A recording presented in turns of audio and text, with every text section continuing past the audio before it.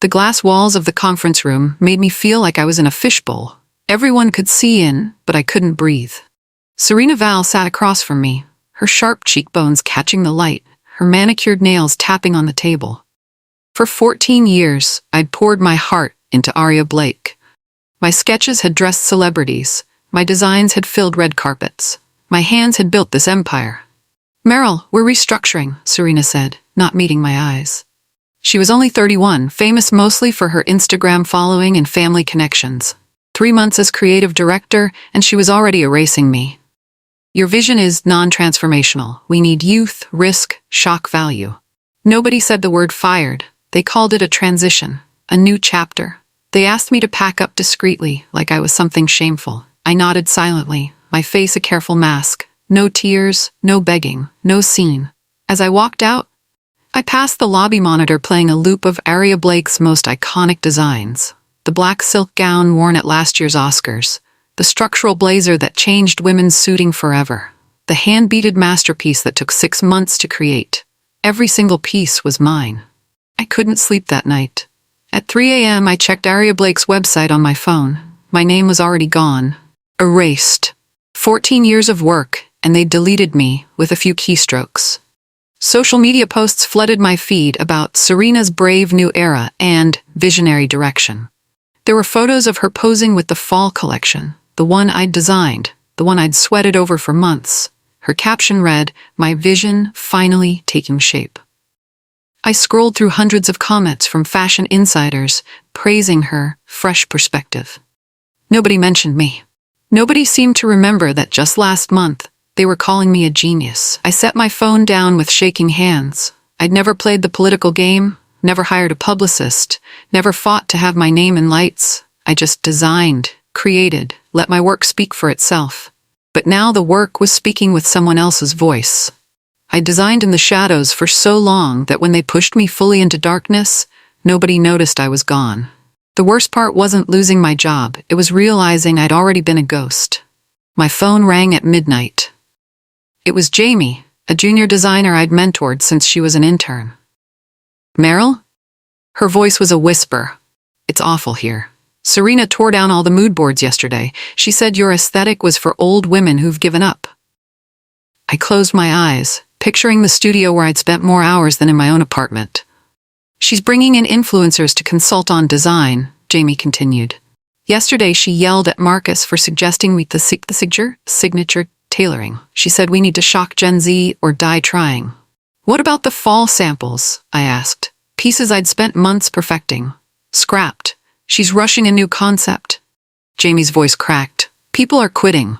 3 designers left yesterday. Nobody's brave enough to stand up to her." "I'm sorry," I said softly. "Please come back," she begged. "Talk to the board. You built this place." I looked around my apartment at 14 years of sketches and memories. "It's not my war anymore, Jamie."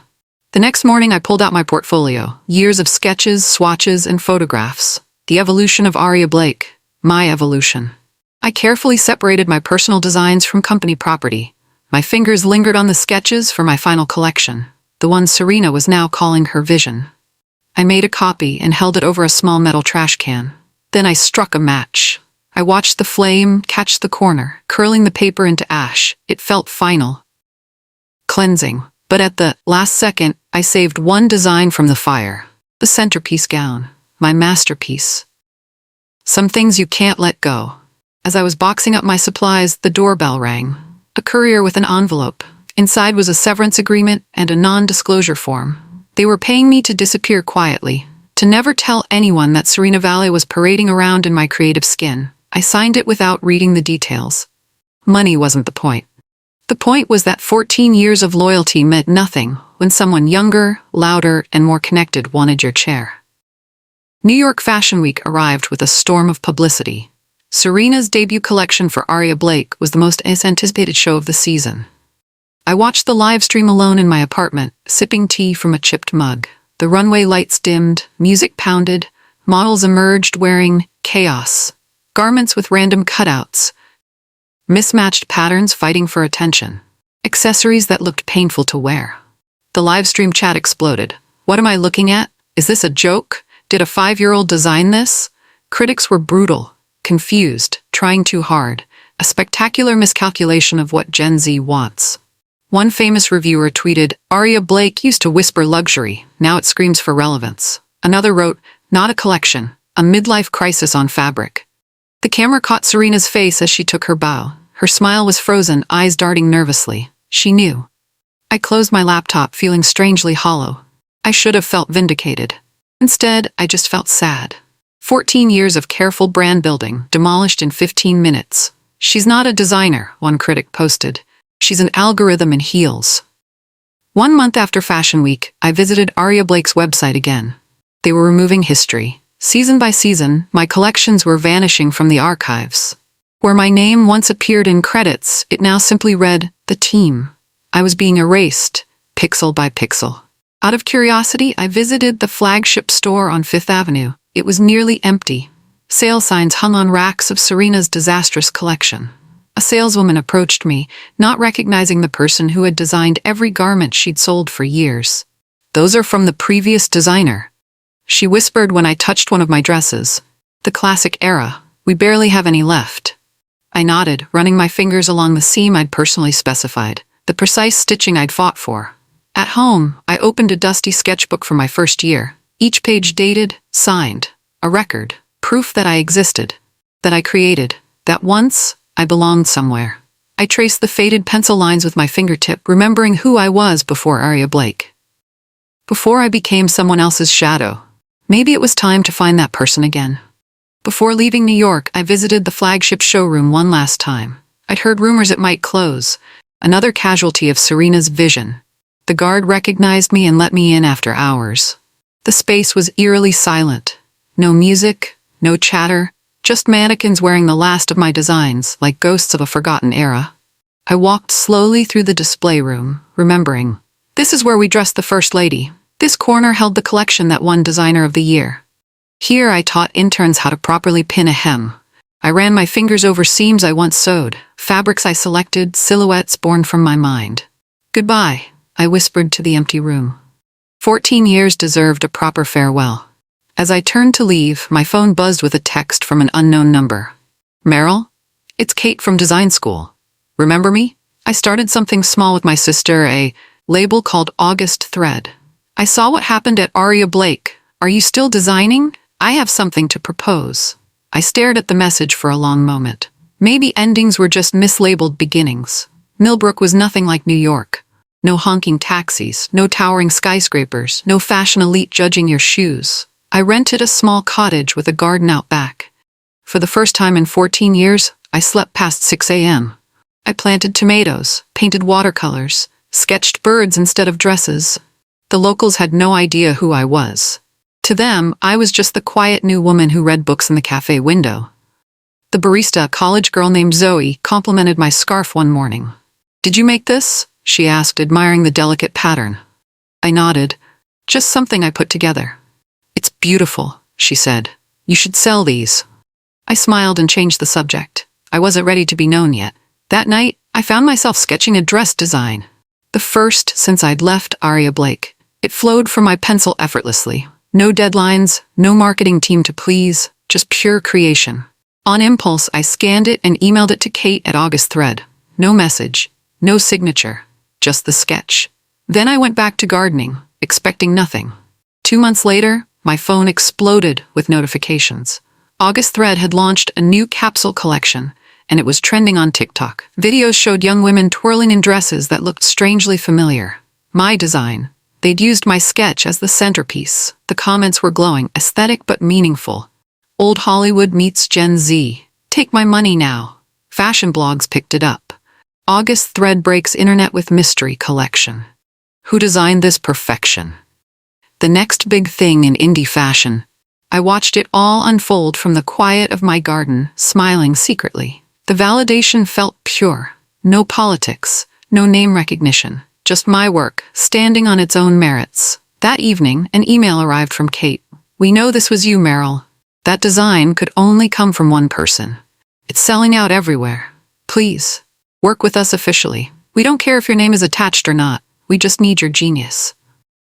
I stared at the screen for a long time. They didn't want my name or my fame. They just wanted my hands. For the first time in months, I felt my creative spark flare bright. "I'll design for you under one condition," I told Kate over the phone. "I remain anonymous. I work under an alias." "Whatever you want," Kate agreed immediately. "What should we call you?" I thought for a moment. "Eloan." "Eloan," she repeated. "I like it. It sounds mysterious." Within days, a contract arrived. No press obligations, no public appearances, just design work, fairly compensated. I signed immediately. That night, I sketched until sunrise, a mini line of 12 pieces. Everything Aria Blake wasn't anymore. Refined, thoughtful, bold without being desperate. Clothes that made women feel powerful rather than painfully on trend. I shipped the sketches to Portland the next day. 2 weeks later, samples arrived at my cottage. Seeing my designs brought to life again felt like reuniting with old friends. While I worked, fashion podcasts began speculating about August Thread's miraculous rise. "Their new designer has changed everything," one host said. "But who is Eloan? Nobody in the industry has ever heard this name." I smiled as I watered my tomatoes. That was exactly the point. In the shadows, I could create without interference, without politics, without having to be anything but a pair of hands and a vision. Meanwhile, Serena Vale was spiraling. After her Fashion Week disaster, she didn't retreat or reflect. She doubled down. Industry blogs reported she'd hired 3 major influencers with zero design experience to collaborate. Leaked photos showed chaotic planning sessions with mood boards full of random trends. Then came the Zero Thread campaign. Garments without finished hems, raw edges everywhere, pieces deliberately falling apart. "Deconstruction as luxury," Serena called it in a desperate interview. Critics were merciless. "Aria Blake has forgotten what clothes are for." This isn't avant-garde, it's amateur hour. The emperor's new clothes, literally. Sales plummeted further.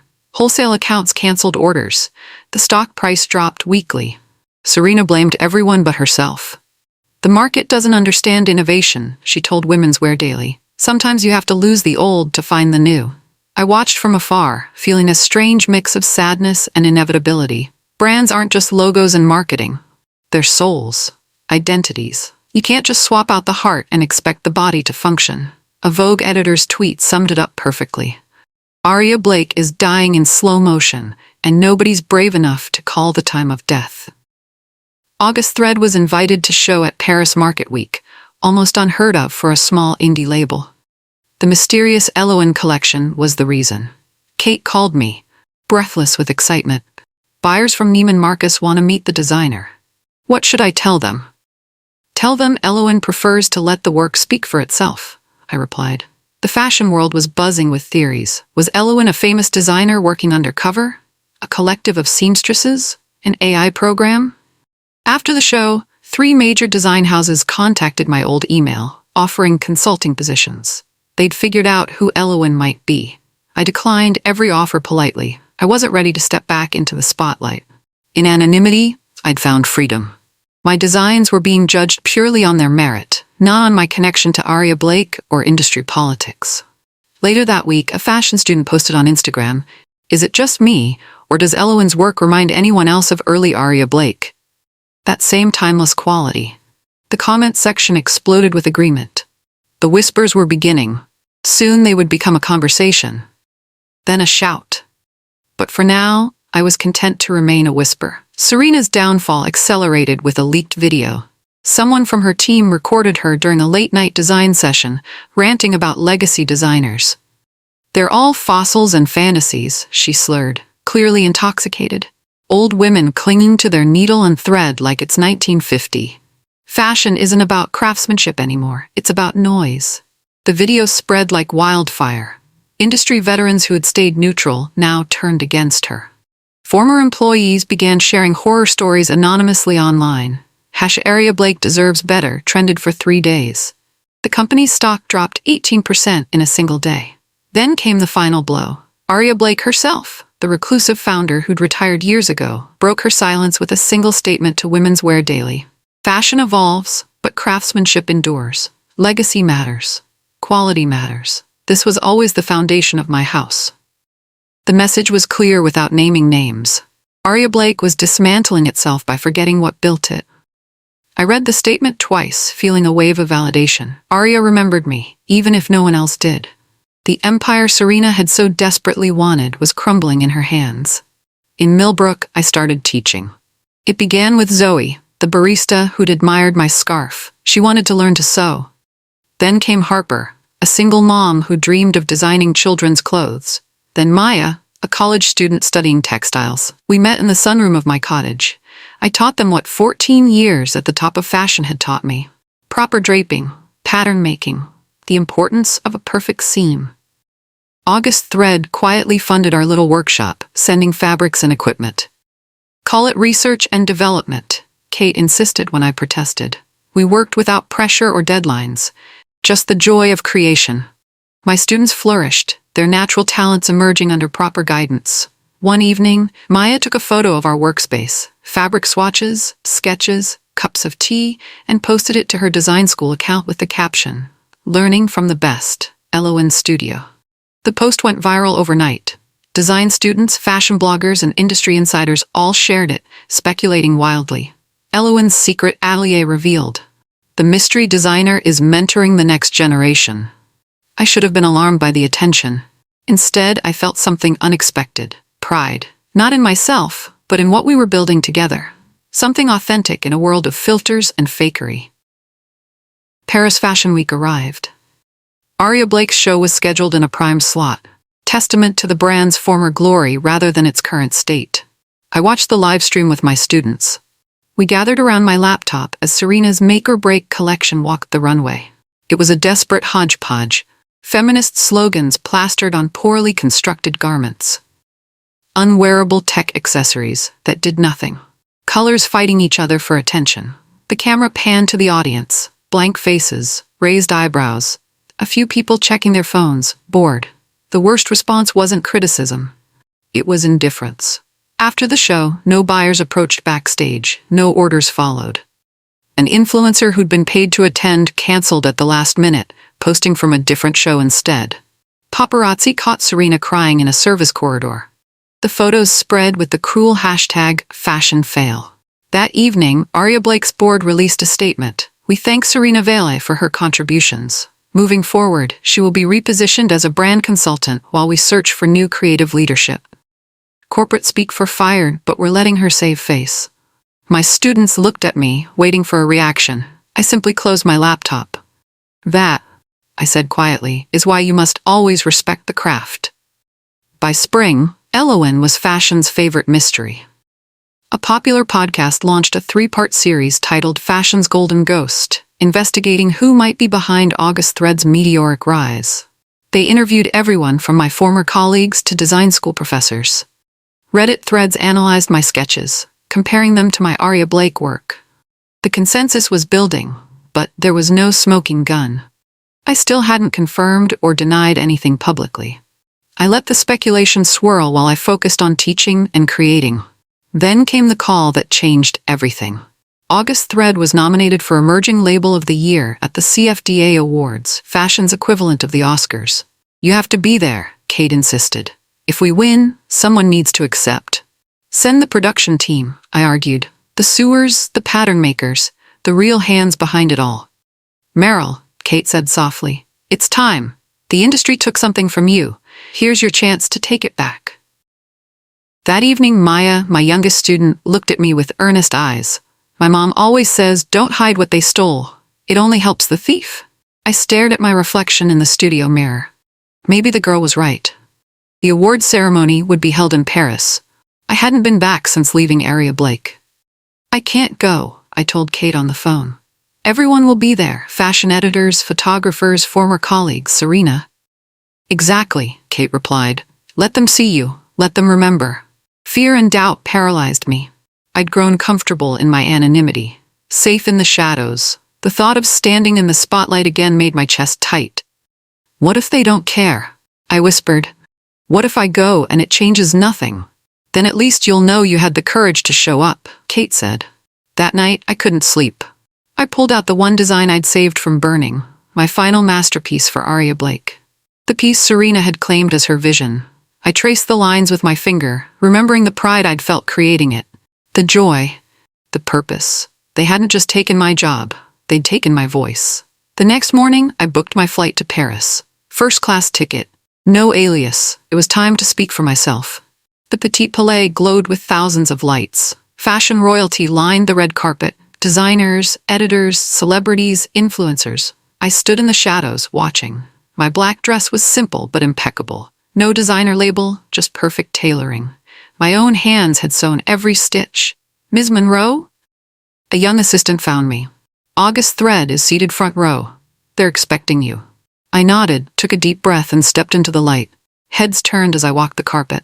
Whispers spread like ripples. Is that Marilyn Monroe? The Aria Blake designer? I thought she'd disappeared. I kept my eyes forward, spine straight. Cameras flashed. I didn't smile or pose. I simply walked, dignified and focused. Inside, I found Kate and her sister. They hugged me with genuine warmth. Across the room, I spotted several former Aria Blake employees. They raised their glasses subtly in my direction. The ceremony began. August Thread's category came midway through the evening, and the award for Emerging Label of the Year goes to August Thread. Applause thundered. Kate squeezed my hand as we walked to the stage. At the microphone, she spoke first. This award belongs to our entire team, but especially to our design director, who many of you know as Eloan. Her real name is Marilyn Monroe. A hush fell over the crowd. All eyes turned to me. The silence was deafening as I stepped to the microphone. Faces stared up at me, some shocked, some smiling, some calculating the implications. "Thank you," I began, my voice steady despite my pounding heart. "I've been in this industry for nearly 20 years. For 14 of those years, I designed collections that dressed royalty, walked red carpets, and built a legacy brand." I paused, letting the reference to Aria Blake hang in the air. When that chapter ended, I thought my story was over. I believed I only mattered if someone else approved of me, if my name appeared in the right magazines or my designs carried the right label. The audience was completely still. I could see fashion editors furiously taking notes. But I discovered something important in silence. My work mattered most when no one was watching, when no one was chasing trends or approval, when it was just my hands, my heart, and fabric. My eyes swept the room, landing briefly on a few former colleagues. To every designer who feels invisible, your hands build this industry. Your vision matters. Create with love, especially when no one's looking. As I stepped back, the room erupted, a standing ovation that seemed to go on forever. Later, Vogue posted a clip with the caption, "The real soul of fashion has spoken." Serena Vale's fall was swift and total. The morning after my speech, Aria Blake's board announced her complete removal from the company. Creative differences was the official reason. Her sponsored posts dried up. Brands distanced themselves. Her manager dropped her. Fashion Week invitations disappeared. She started posting design tutorials on TikTok from her apartment, trying to rebrand as a fashion educator. The videos were awkward, her expertise questionable. Comment sections filled with questions about me instead. Why did you fire Marilyn Monroe? Were you jealous of her talent? Did you know you were destroying the brand? Viewer counts dwindled to double digits. The algorithm abandoned her just as quickly as the industry had. I didn't celebrate her downfall. I didn't comment when journalists asked for my reaction. What would be the point? Success was my only necessary response. August Thread was fielding orders from major retailers. My students were starting their own small labels. I was designing again with joy and purpose. I thought about reaching out to Serena once, perhaps offering some word of encouragement. But what could I say? The truth was harsh. She'd wanted my throne without mastering the craft that built it. That was the lesson she needed to learn on her own. 3 months after the awards, a courier delivered a small package to my Millbrook cottage. The return address simply read, AB. Inside was a velvet box containing a delicate silver necklace, a small thimble pendant on a fine chain. I recognized it immediately. It was from Aria Blake's very first collection. I designed it as a tribute to the seamstresses who made fashion possible. A handwritten note accompanied it. "Meryl, thank you for everything. You were the house, Aria." My eyes filled with tears. After all these years, all the collections, all the success, the founder had recognized who truly built her legacy. I fastened the necklace around my neck, then placed the note in my studio window, a quiet reminder that truth eventually surfaces, even in an industry built on illusion. Later that week, Women's Wear Daily ran an article announcing Aria Blake's retrospective collection, featuring designs from what they now officially called the Monroe era. I smiled at the irony. My name had never appeared in their credits when I actually worked there. Now it was the selling point they hoped would save them. Sometimes vindication comes in unexpected packages. Summer brought new beginnings. Harper, the single mom I'd been teaching, received a full scholarship to Parsons School of Design. Maya launched a sustainable capsule collection that sold out in 2 days. Zoe was hired as a junior designer at a respected label. I watched them bloom with quiet pride. This was legacy. Not just creating beautiful things, but teaching others to create with integrity and purpose. August Thread had grown so popular that Kate suggested I take a step back from day-to-day designing. Be our creative director, she proposed. Guide the vision, mentor the team. Let some of your students take larger roles. I agreed immediately. Evolution was necessary. The next generation needed space to create their own vision. In my reduced role, I had time for new projects. I designed a line of sustainable basics for working women. I consulted for an ethical fabric manufacturer. I taught masterclasses at design schools. One morning, an unexpected email arrived from the Metropolitan Museum of Art. The subject line read, Met Gala 2023, Invisible Hands Exhibit, Request for Participation. They wanted to feature my work, both from Aria Blake and August Thread, in next year's Costume Institute exhibition. The theme, the unseen forces that shape fashion. How perfectly, beautifully fitting. Across town in a sparsely furnished apartment, Serena Valley watched my acceptance speech for the 47th time. The room around her was quiet, undecorated. Bills and past due notices scattered across the coffee table. She paused the video on my face as I said, "Create with love, especially when no one's looking." With a sigh, she opened her sketchbook. Page after page of attempts, trying to find her authentic voice as a designer. Nothing felt right. Nothing sang. Each drawing was an echo of someone else's vision. She checked her phone. Her Instagram account, once followed by millions, hadn't been updated in 4 months. Her last post had 3 comments. One read, "You had it all, and lost the thread." She tried sketching again, a dress, a jacket. Nothing worked. In frustration, she threw her pencil across the room. Then she did something she'd never done before. She picked up her phone and searched how to properly construct a garment. Maybe she thought, I've been doing this backward all along. Maybe I need to learn the rules before I break them. On her screen, a beginner's sewing tutorial played. She watched with the concentration of someone finally realizing how much they didn't know. It was a start. A documentary crew set up equipment in my studio. They were filming Threads, the Hidden Hands of Fashion, a feature exploring the untold stories of the industry. Can you tell us about Serena Vale? The director asked. How did it feel watching her destroy what you built? I shook my head firmly. I'm not interested in discussing that chapter. This was never about revenge. It was about the hands, the work. Instead, I showed them what mattered, the craft itself. How a proper seam should lie, how fabric should move with the body, how a well-made garment can last generations. They filmed my students working, Harper draping fabric on a dress form, Maya sketching a new sustainable collection, Zoe manipulating patterns on a computer. This is my legacy, I told the camera. Not what I created, but who I taught to create. Later that week, news broke that Serena had applied to teach a design fundamentals course at a small fashion school. They'd rejected her application, citing insufficient technical knowledge. I felt a surprising twinge of sympathy. Learning humility was a harsh but necessary lesson in an industry built on ego. Perhaps someday she would find her authentic voice, just not at the expense of others.